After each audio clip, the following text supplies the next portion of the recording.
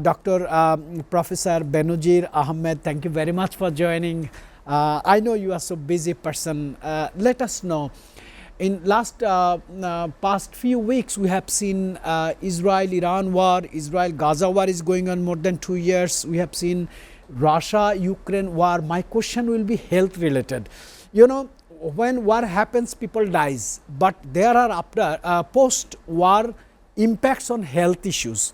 As a public health specialist, my question would be, what are the health challenges, humanitarian ground challenges you see in post-war? Thank you, Rashid. Actually, any war has a devastating effect on life. You know, life is the ultimate thing of a man, or a human being. If it is lost, actually he is losing everything. But it is actually not the end. There are some consequences, there are some related effects that happens always in a war. Say for example, directly you can say about the rape, it occurs often in many wars, you know.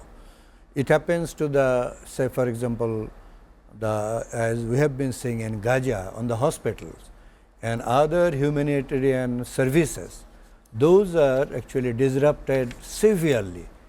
And if you think about the actually activities of Israel, it is actually unprecedented against humanity, against humankind.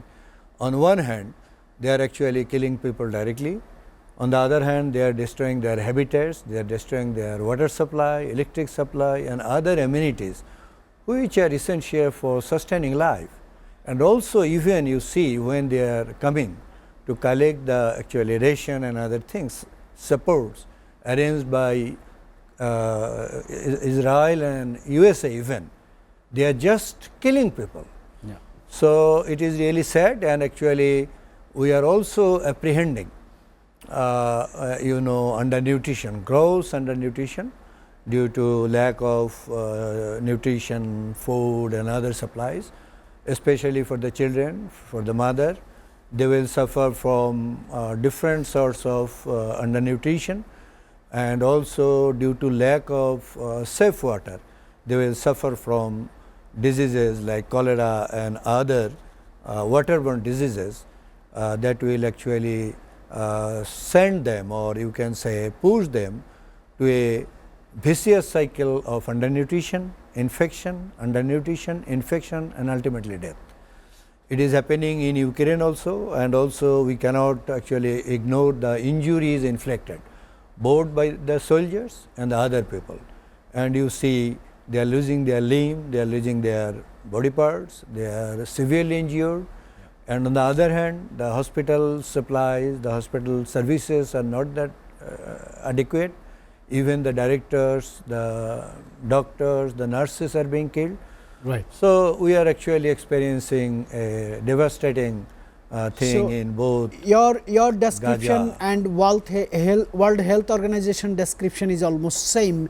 They says this: if you find 100 people are dying in the direct war or confrontation, there will be hundreds of thousands of people will be affected True. in post-war due to so many reasons. And you see, we are in a nuclear age.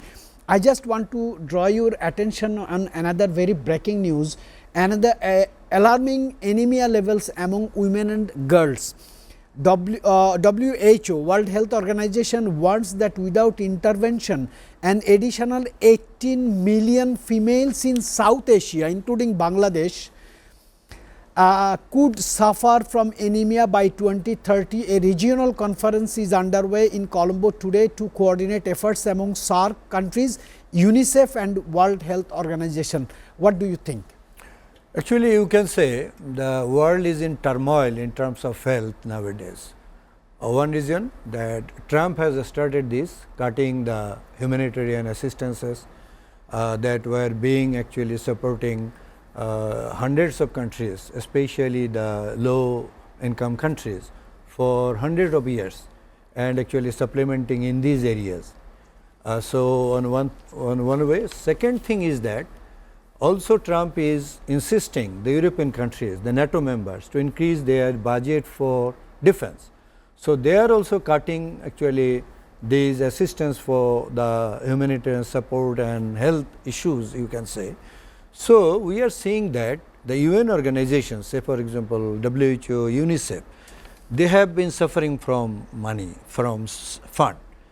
And if you start from Bangladesh even, and Bangladesh is in a actually transition, major transition, and especially in health, we were actually going through a sector approach program, supporting different health programs, including the women, the children, for their prevention of anemia and other diseases. So, it has stopped, and actually the ministry, the directorate, they have not money to do anything. Even we are passing through a dengue now pandemic, epidemic, you can say. It has been affecting the rural districts. So, they have not sufficient money to support. So, actually due to this global turmoil in health, as South Asia is a vulnerable country, having women, they are suffering from pneumonia, it is not new. They have been suffering for centuries due to various reasons.